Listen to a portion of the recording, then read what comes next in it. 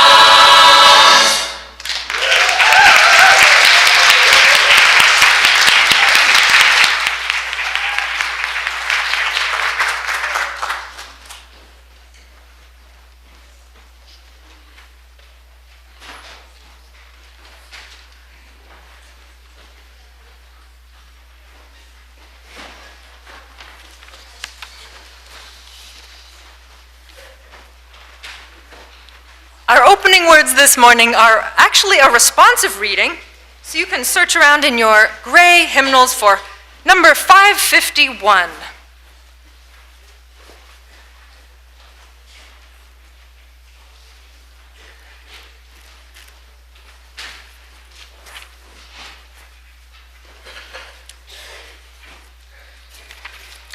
Earth, teach me. Earth, teach me stillness as the grasses are stilled with light. Earth, teach me suffering as old stones suffer with memory. Earth, teach me caring as parents who secure their young. Earth, teach me courage as the tree which stands all alone. Earth, teach me limitation as the ant which crawls on the ground. Earth, teach me freedom as the eagle which soars in the sky. Earth, teach me resignation as the leaves which die in the fall. Earth, teach me regeneration as the seed which rises in spring. Earth, teach me to forget myself as melted snow forgets its life. Earth, teach me to remember kindness as dry fields weep with rain. And we will sing, All Creatures of the Earth and Sky, number 203, and we'll sing verses 1 to 3.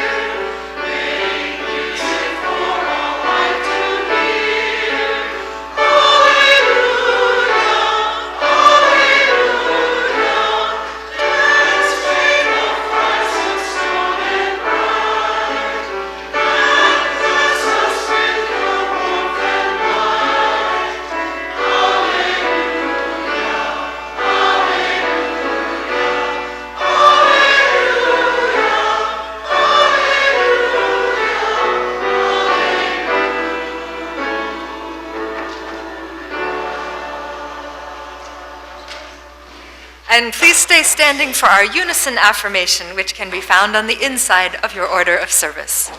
Love is the spirit of this church, and service is its law. This is our great covenant, to dwell together in peace, to seek the truth in love, and to help one another. So be it. Good morning. Welcome to the First Parish in Bedford, gathered in love and service for justice and peace. Welcome to new visitors and to old friends. Welcome if you're here because you sneaked in to come to the amazing music concert last night. There was Bach and Mozart and Purcell and a Greek, the amazing Purcell was many of our folks, our choir, directed by Brad, guest musicians, dancers, well, all of it was, but this particular one was a Greek tragic opera, and it was amazing. You just never know what you will get around here, so that was a real wonderful thing. Many of us are still reeling from the joys of that. We give thanks this morning for the many diversities among us, all of the things that draw us together: age, race, class, national origins, varying abilities, sexual orientation or gender identity, religious and political beliefs. We come together this morning to share in the spirit of community, to create lives of joy and meaning, and to ponder, worship, love, and serve. Here in this church, human beings have gathered for centuries, seeking a higher purpose and deeper life than they could find alone. We are grateful today for each one of you that you have found your way here to First Parish, and this community is more vibrant because you are a part of it. There's so many ways that people serve around here. One of them is volunteering for all sorts of stuff, and so many people do things that just sometimes go unnoticed. I just want to say that that annual gathering had lots of volunteers to make it happen. And it was last week, but I don't think we could say it enough that it was festive and fun and such a good way to kick off our stewardship drive and ways to be together as a community, building lives of justice and joy. If you're looking for another way to serve, you might consider coming to the UU Urban Ministry Open. It's a forum down in Roxbury. It's the Jack Mendelson Forum. Jack Mendelson was our Minister Emeritus. And Bill Schultz, who's our affiliate minister, is speaking that week, April 13th, 2 weeks from now, here in the morning, and then also at the UU Urban Ministry in the afternoon. And we are looking for some people to make some snacks. So if you are up for serving in that way, you could sign up online or talk to Sandy Bozanowski. Following the service, we invite everyone to join us for food and fellowship, coffee. Through the doors behind me, you can stop at the welcome table, tell us a little about you, or find out more about us. You can also stay in touch with all that's going on here by filling out a little blue connection card in your pew. In the back of your order of service, there's an announcement section. You can take a look. The thing I'd like to especially point out, today at 12:30 right here in our sanctuary, we have a special lyceum. This is with Rabbi Arik Asherman, who lives in Jerusalem and is president and senior rabbi of Rabbis for Human Rights. He is respected internationally as an activist who has received numerous awards and recognition for his human rights work. It is open to all and brought to you by our Peace and Justice Committee. I think it will be great. I'm looking forward to being there. I hope many of us will stick around for that. If you didn't get to add in your thoughts about parish life at one of our congregational conversations, there is one today at 12:30. It does overlap with the Lyceum. We have so much happening that if you want to be at the Lyceum, but you still want to go to one of those congregational conversations, don't worry, there's another one. It's happening on April 10th at 7:15 p.m., and that one is at Carlton Willard Village, which is very nearby at 100 Old Billerica Road. Lastly, Fair Trade Coffee is going on an inventory reduction sale during coffee hour today. This is another way to support eco-sustainability in the world. We hope you'll make some purchases today. Thank you for being here. It's so good to be together. And now, a stewardship moment by Christina Phillipson.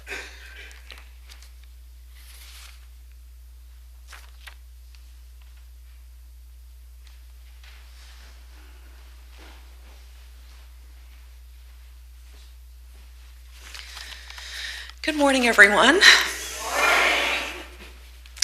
My name is Christina Phillipson, and I've been a member here at First Parish for just over 7 years. And I still feel like a newcomer sometimes, not because people aren't friendly and nice, but because compared to people like Rich Doherty and Joan Bowen and the Pulliams, and not to mention Mary Walsh, I'm still the new kid on the block. I gave a stewardship minute about 2 years ago, nearly to the day, and I reviewed what I wrote for that talk, and the metaphor that I used then is the metaphor that I'll use today, but I won't cheat and recycle my speech. This is a new speech. That's because my relationship with the church has changed. I'm now a board member and have a new perspective on what it takes to keep this place going. I also, unfortunately, spend less time here because of a new job in Boston, so I've not been able to enjoy the company of the many wonderful people who do their heart's work in this very special place. All that said, First Parish is, as it was a couple of years ago, still my base camp. A base camp can be defined as a main encampment, providing supplies, shelter, communications, for persons engaged in wide-ranging activities, such as exploring, reconnaissance, hunting, and mountain climbing. It can also be described as a camp where people start their journey when climbing high mountains. In other words, it's a place that enables you to do big things in a challenging external environment. For some people, the big things are simply getting through the day or a week and not giving up on life. It's a place to come back to when you need rest, recharging, and maybe a new plan. For others, it can be a place to hatch a new social justice project with huge potential but daunting odds of failure. Think, changing hearts and minds about the Israeli-Palestinian conflict. Here they find inspiration, support, and co-conspirators. As a religion major in college, one of my professors stressed that a religion wasn't a religion unless it helped you figure out how to live your life. The brilliance of UUism is that it manages to do that without dogma in the most subtle and yet challenging way. So this is where I can figure out whether my climbing plan is working and how to tune it up. This is where I'll find friends who will offer a helping hand after a hard fall. But here's how First Parish isn't like the typical base camp. The walls aren't made of canvas and they aren't held up by tent poles. It's much stronger than that. This isn't a base camp that's going to get blown away in the wind. We don't have to warm our hands outside around a campfire, charming as that might be in the summer. We have indoor heat, old and ailing as the equipment may be. We aren't limited to someone's amateur guitar playing to lead us through the singing. We've got concert-level performers whose music stirs us deeply and makes us smile. We also have a stable team of UU camp leaders who inspire us, support us, and can partner with us in our schemes and life plan making. No, our camp staff do not pack up and go back to college at the end of the summer. Our leaders don't go off to other jobs after the climbing season is over. They are here, they stay on, right? So this is where the money comes in. To keep the base camp strong, to help it persist year after year, we need dollars and cents. No doubt, the talents, the time, and the countless other non-monetary ways that this community gives are invaluable indeed. Indeed, it's how the church creates and recreates itself.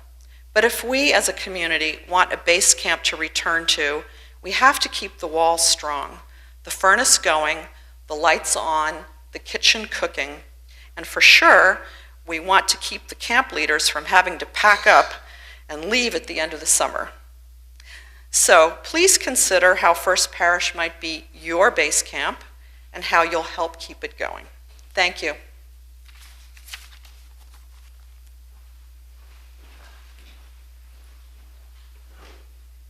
Good morning. Just a little side thing first. I'm not usually here for joys and concerns, so I would just have a thank you because last Thursday on my way home from work, my car sputtered and choked and came to a stop, and I knew I was very close to the Bemis Raj house, and it sputtered and choked all its way there. And once we figured out what I needed to do, Tim Bemis followed me as my car spit and choked all the way to Westford to Bach Honda, which was way out of his way. He was already home and comfortable. So thank you very, very much. That's my joy.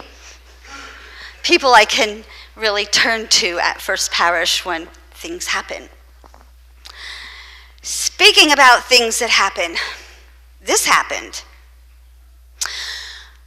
The oceans were getting filled with garbagey things like cans, soda cans, beer cans, plastic bags, paper trash, plastic bottles. It was really getting pretty yicky, and the oceans and the edges of the oceans, the sands and the beaches, and people knew where this was coming from. They knew because somewhere out there in the ocean were these things that looked kind of like squids, but they weren't squids, and they were yellow and shaped kind of like a squid, but not exactly, so they were calling them squeegees. What did I call them? Squidges, thank you. Squidges. These squidges were making a mess of our oceans and our coastlines, but no one could capture any squidges. None of the scientists or the environmentalists, no one, they knew it was the squidges, but they didn't know what to do until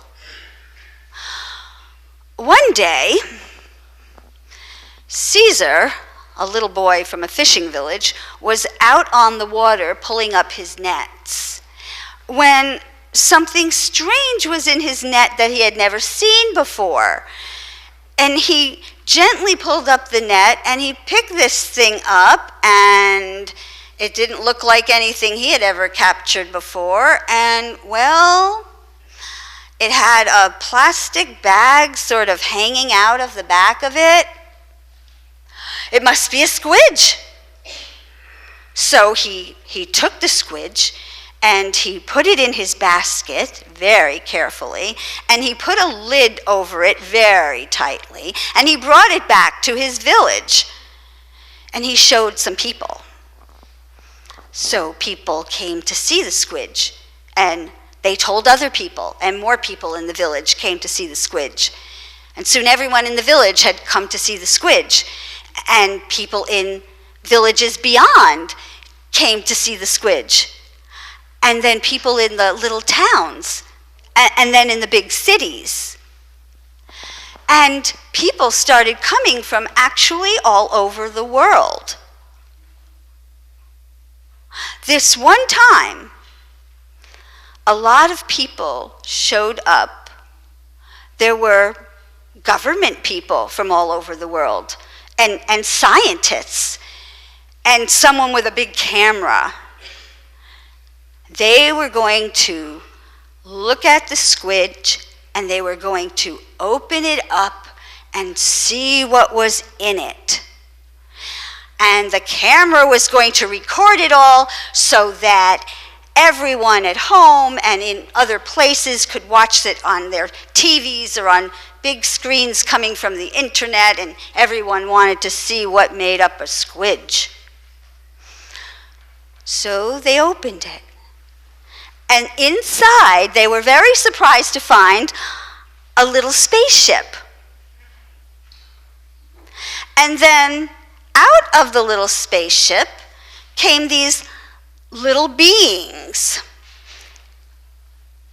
And the little beings looked up at all the people, and they said, "Oh, we're so happy to be here.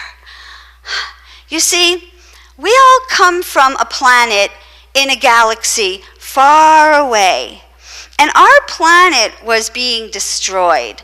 So we really like your planet, and we wanted to come here. So we studied your planet for a long time, and we learned all about you so that we could be just like you. And then maybe you'd let us stay. So we learned all about you, and we saw what you do, and we went back, and we made a machine that we could put our spaceship in, and our machine will put out tin cans and plastic bottles into your ocean, and plastic bags, and those plastic ring things that hold cans together.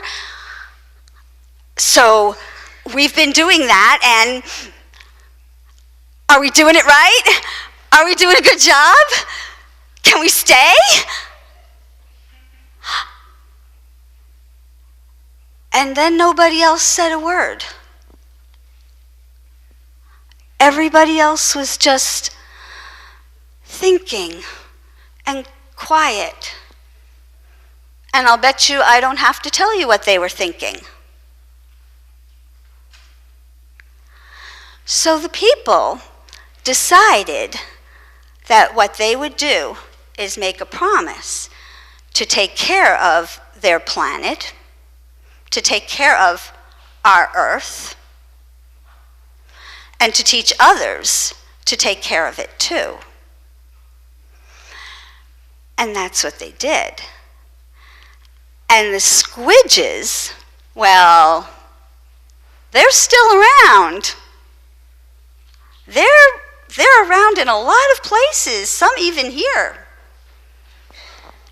I'll tell you where they are. They're inside the heart of the people who are teaching us to respect our environment, educating us on ways to do it, and helping us to take care of our planet Earth.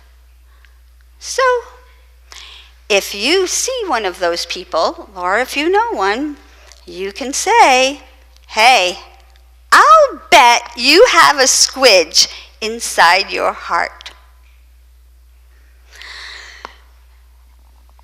And now, I know that some of the UU kids here who are going to leave with all of our leaders right now and go to in-gathering have little squidges growing inside their hearts too.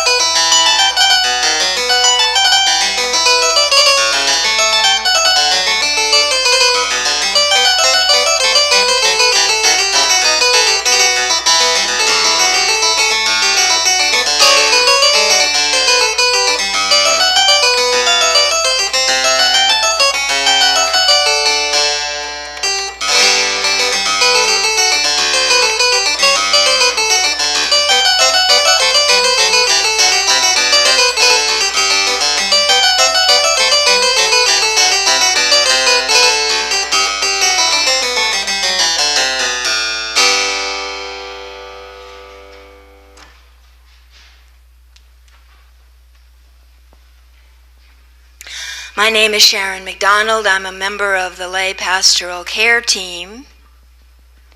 Sometimes when we come to church, our hearts are full. And this is a time that we reserve in our service to invite you to come forward and light a candle of joy or concern or sorrow. I will be at the candle stand after the service if you'd rather light a candle in private.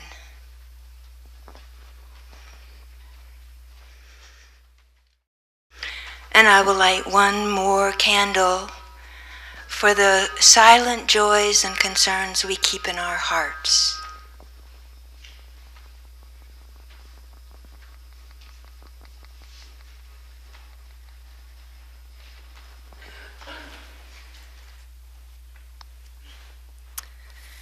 Please join me in singing hymn number 101, Abide with Me.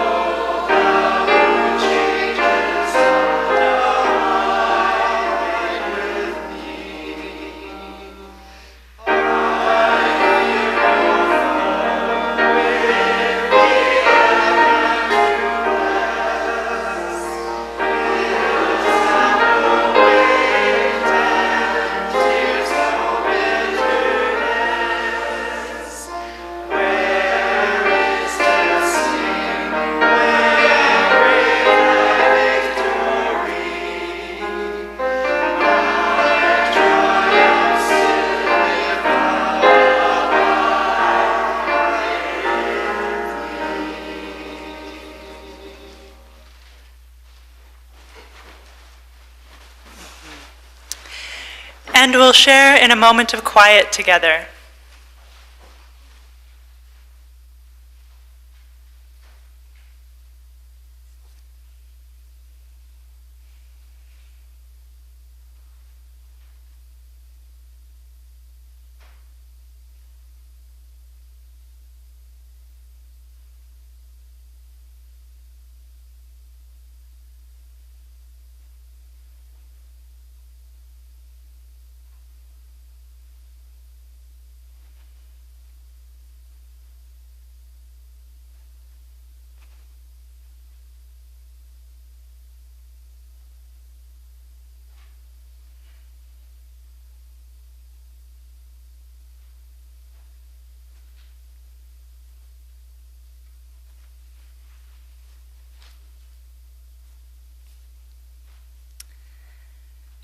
Our reading today is an excerpt from Towards Collective Liberation by Chris Crass.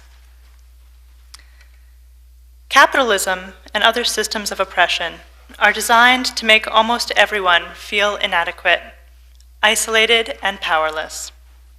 The power of these feelings is that even though many of us experience them, and they are ingrained in the culture, most of us think that we are the only ones who feel this way. Such feelings remain with us, even as we question these systems of oppression and work to end them. This is why reading stories of other activists going through similar challenges was so helpful to me. I believe that all people have a right to quality housing, healthy food, dynamic education, meaningful work, accessible health care, and vibrant communities with infrastructure that serves people of all ages and abilities. I believe that people, individually and collectively, have tremendous power to make changes in their lives, communities, and society, to live our values and strive for our dreams.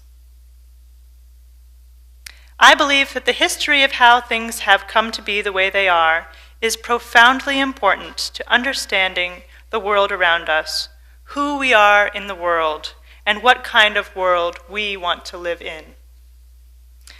I believe that in the United States, race, class, and gender are socially constructed categories that organize people into a hierarchy of power, privilege, and oppression. Our place in the hierarchy, while it doesn't define us, has a major impact on the opportunities, resources, and experiences of our lives. I believe that capitalism is a constant process of colonization and exploitation of working people and the earth.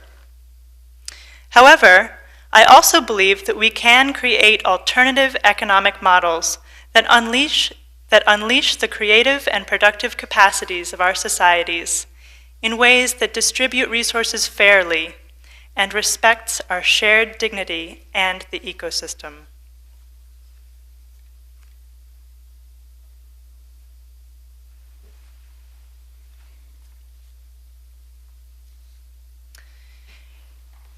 In introducing the offering today, I'd like to share the first paragraph of a manifesto written by the First National People of Color Environmental Leadership Summit in Washington, D.C., 23 years ago.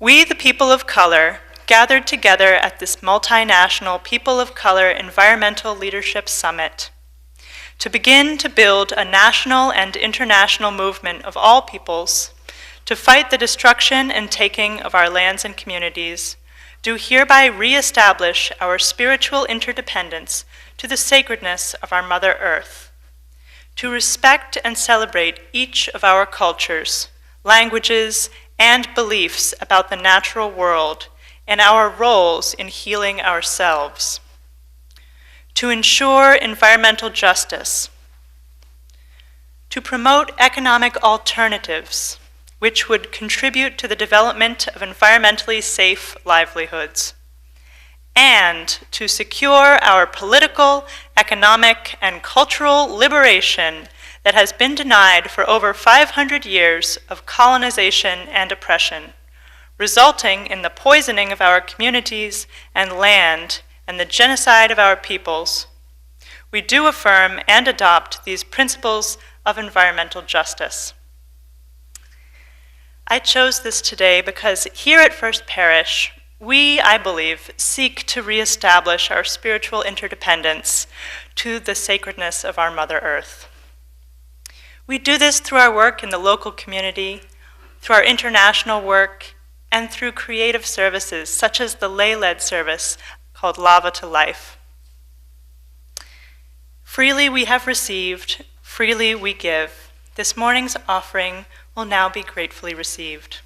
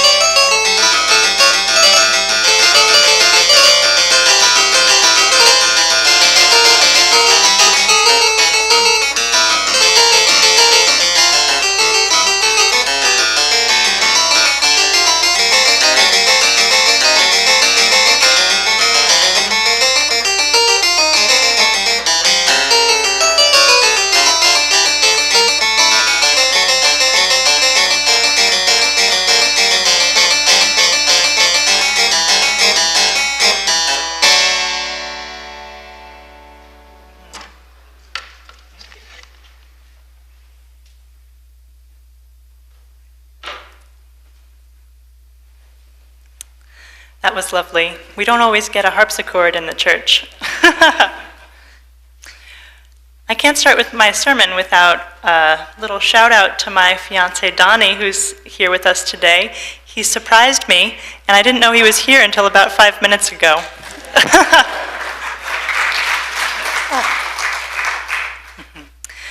A sermon about honoring the earth at First Parish seems dangerously like preaching to the choir. What can I say that we don't already know? We're all environmentalists to some varying degrees, and nobody wants to be preached to about the climate crisis as if it was the apocalypse, least of all me. I get so depressed listening to the statistics that we environmentalists like to quote to each other endlessly, throwing them back and forth like a tennis match, as if the more depressed and the more shame and guilt we feel, the more we'll just spontaneously feel called to action. Last summer, I read in the New York Times an article about firefighters processing the deaths of other firefighters who died in gigantic Western wildfires. Quote, "The writer Joan Wickersham has said that tragedies cause us to think two incompatible thoughts. Why? And of course. We search for answers while already knowing them. As environmentalists, we ask ourselves what we can do to slow the rate of global warming, to end the linked tragedies of our era, such as cancer, factory farming, pesticide pollution, and a culture in which people and things are disposable. But we already know deep down what we must do, including things like consuming fewer resources, buying sustainable goods, and changing the way we think about people and things as disposable. We know this already. We search for answers while already knowing them. For many of us, the investment of time and money that we would have to give in order to do these things is just too much, or it feels like too much. It feels overwhelming. So instead of doing the things we know we should do, we do things we know we shouldn't do. We buy things that aren't sustainable.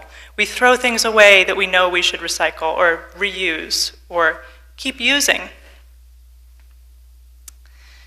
We have strong ethics, but we make unethical decisions far too often when we open our wallets, stop by the grocery store, or buy things from a warehouse 3,000 miles away instead of at the local store half an hour away, because it's quicker and easier. As we heard from Megan last Sunday, Gandhi said, "Happiness is when what you think, what you say, and what you do are in harmony." Sometimes that requires doing things more slowly, with more difficulty.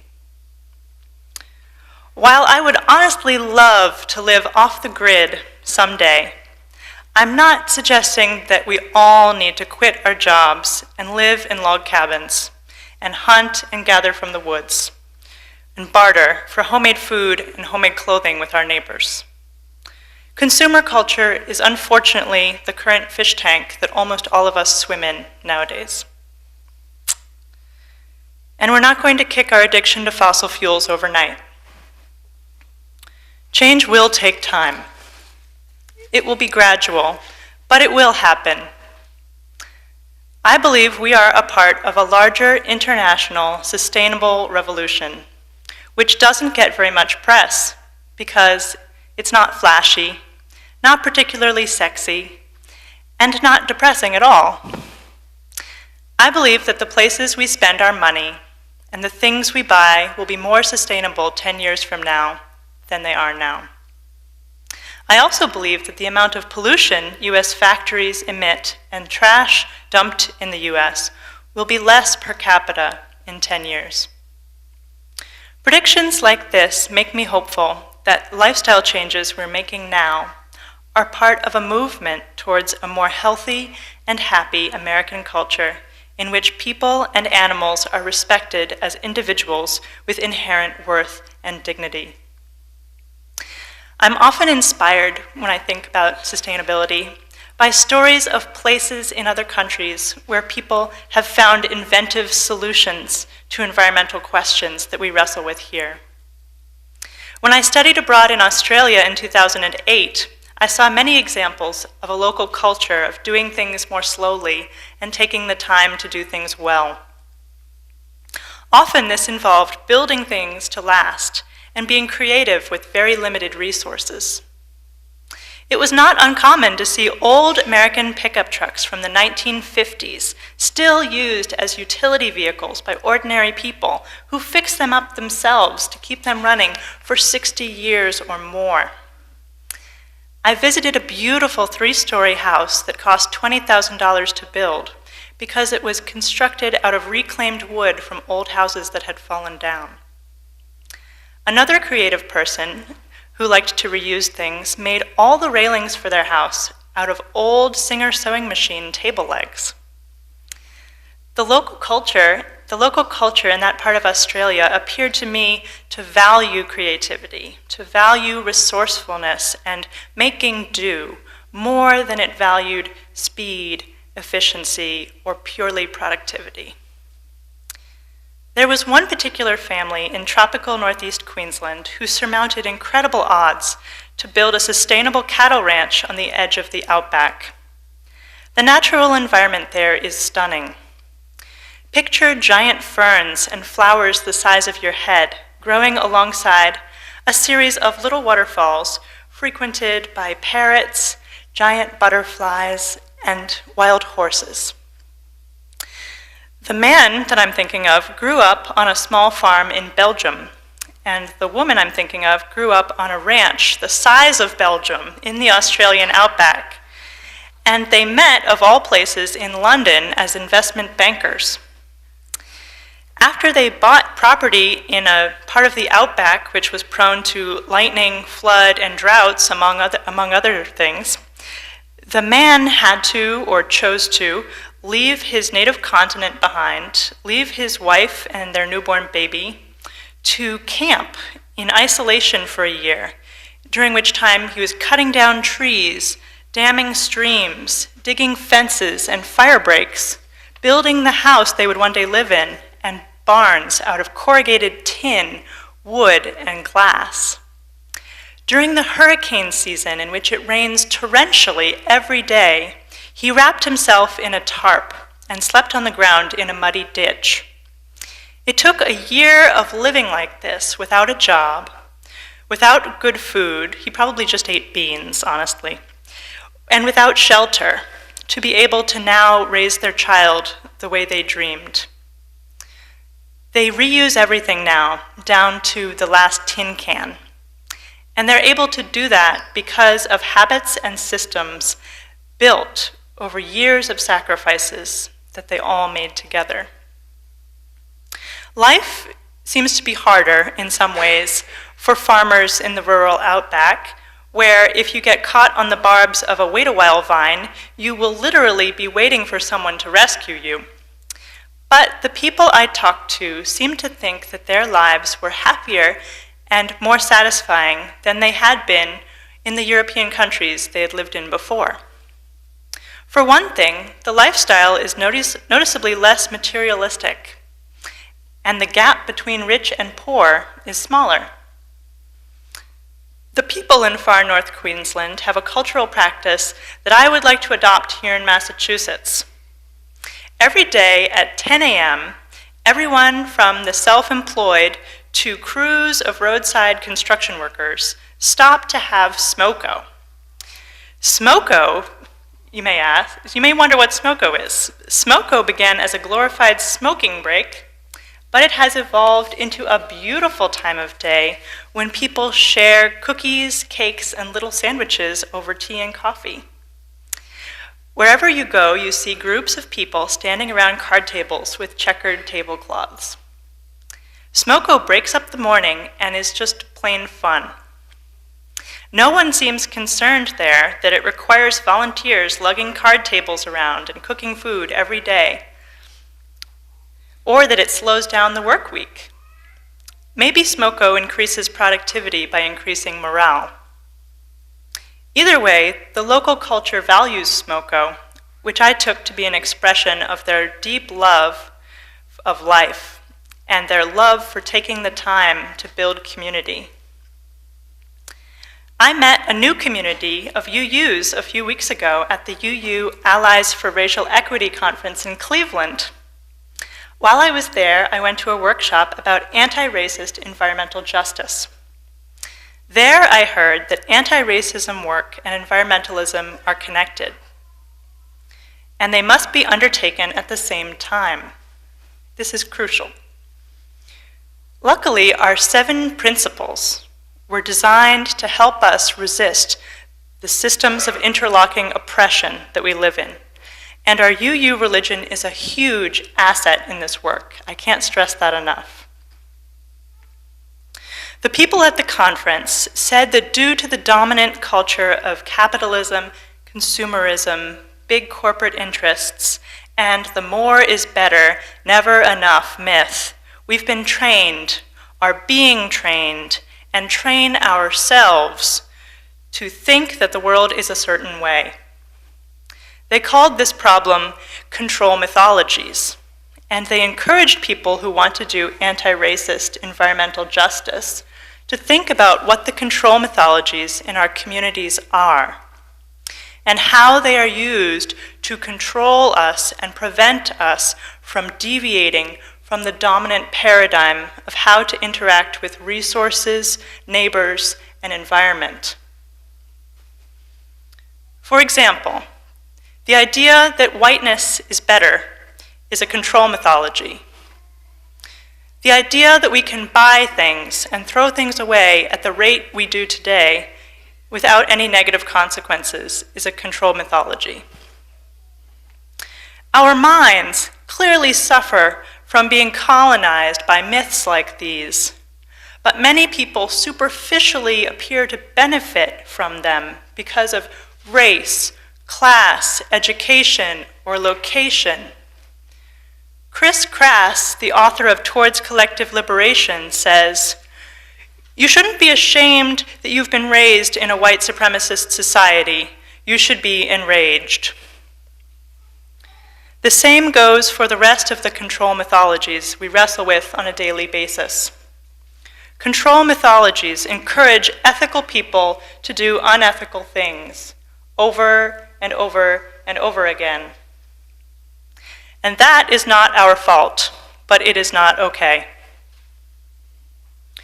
Tragedies cause us to think two incompatible thoughts. Why? And of course. We search for answers while already knowing them. Some of us go for decades feeling hypocritical, guilty, or ashamed of our perceived lack of integrity. Because, like everyone else, we struggle with the forces of oppression in our systems and in our own minds. But where the forces of evil reside, there reside also truth and the eternal good. We know what steps we should take because we would like to take them. They feel right. Doing the things we believe are ethical makes us happy, because then our thoughts, words, and actions are finally in harmony and a burden is lifted. The work of environmental justice will be achieved by collective liberation, I heard people say, and it might be true. All too often, the misplaced guilt we feel for wrongs done against us is itself a form of oppression. To paraphrase Derek Jensen, America isn't running out of water because your showers are too long.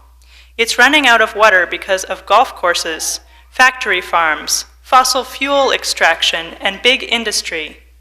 People aren't dying because the world is running out of water. They're dying because it's being stolen. How does this matter to us at First Parish, you might ask? Think, if you can, of a myth that society taught you to control you. Maybe it was when you were in elementary school, or when you looked for your first job. Maybe you saw it on the TV, or heard it from your parents, or from a lifetime of social cues. Something you knew deep down wasn't true, but everyone around you acted like it was true, and it hurt. We're going to do something a little bit different today, and we're going to pass around a microphone. And we're going to share a few control mythologies that we can think of off the top of our heads. Megan's going to hold the microphone, and if you would like to share a control mythology, please try to keep it to one sentence, and I'll go first. An example of a control mythology would be that sexuality is embarrassing and bad.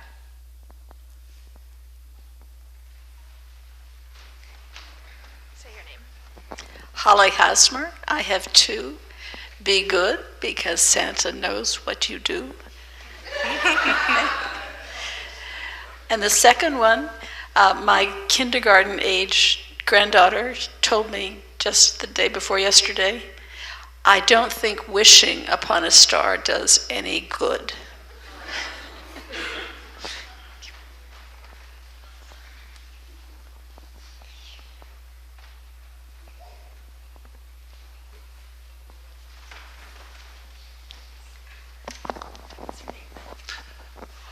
I'm John Doty.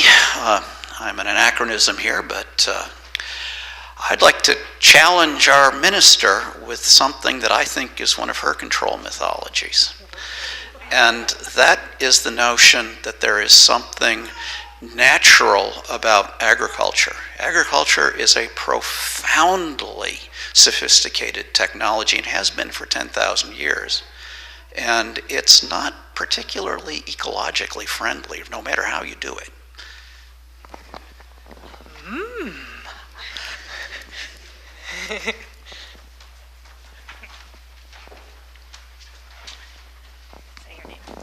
Naomi Dogan West. You always have to say Merry Christmas at December instead of all the other things you could say, like Happy Holidays or Hello. The other thing is it's better to have white skin than dark skin, but if your skin is too white, then you should have gotten a better tan last summer.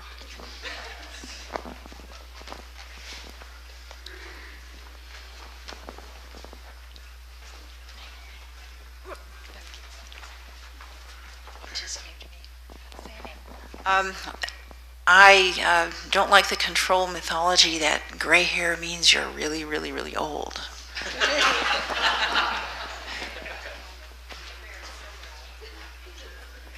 Time for one more. Someone, Steve.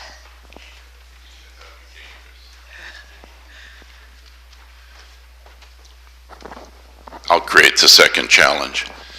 And so the context is, I was speaking at the World Bank Friday, invited talk. The role of the World Bank is to eliminate poverty planet-wide. So what they concentrate on is abject poverty, the bottom billion. The fundamental reason the bottom billion can't rise is they cannot get clear title to their property. Meaning your house, your shack, your grazing lands, or wherever you're growing, or your business. And this is the fundamental cause why, and not the Americas, of course, we all have property, that's why we missed the point. This is the fundamental role of the World Bank, and what I was speaking on is how do you manage land, correctly, basically a technical matter. But that was the fundamental cause of abject poverty in the planet, not capitalism. There may be many forms of government, but it's the governments that will not let you acquire clear title. That was the cause of it.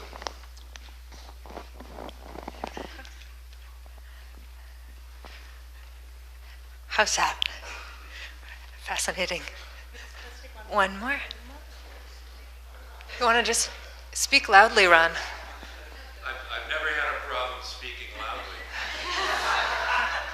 One controlling myth is just because your car has a dent or two, just because it has a cracked mirror, just because it doesn't always work when you want it to, means you have to buy a new car.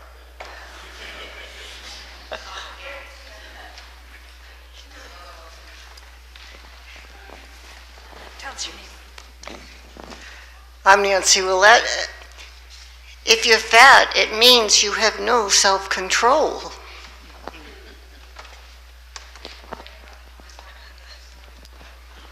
Alex, talk really loud.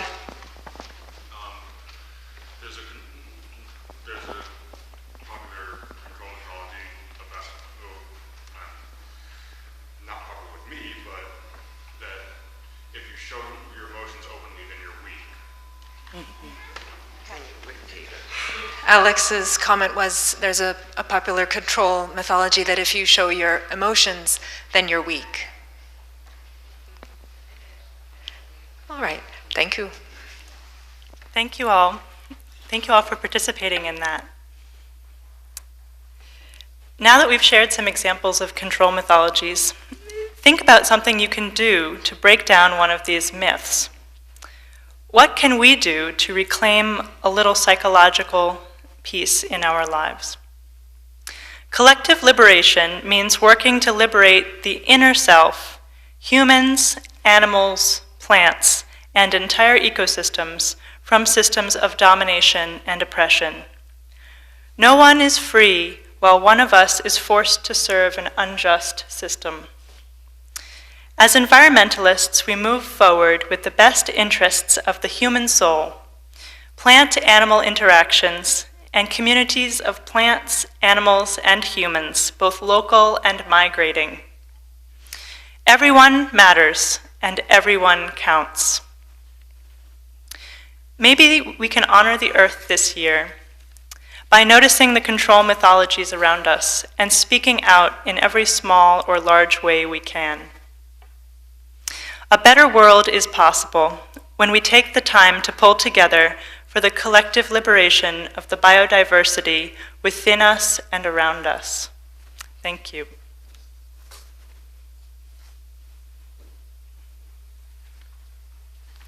And now we will sing hymn number 207, Earth Was Given as a Garden.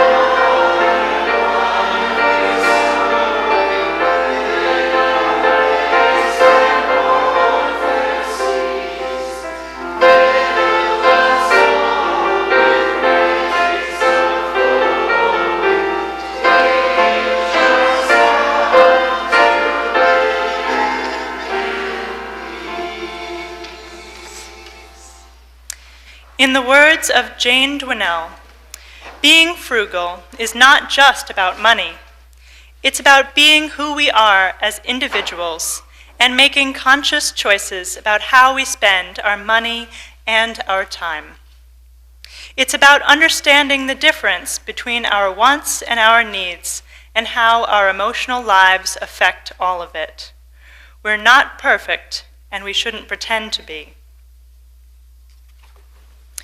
Our children are learning from us with everything that we say or don't say, do or don't do.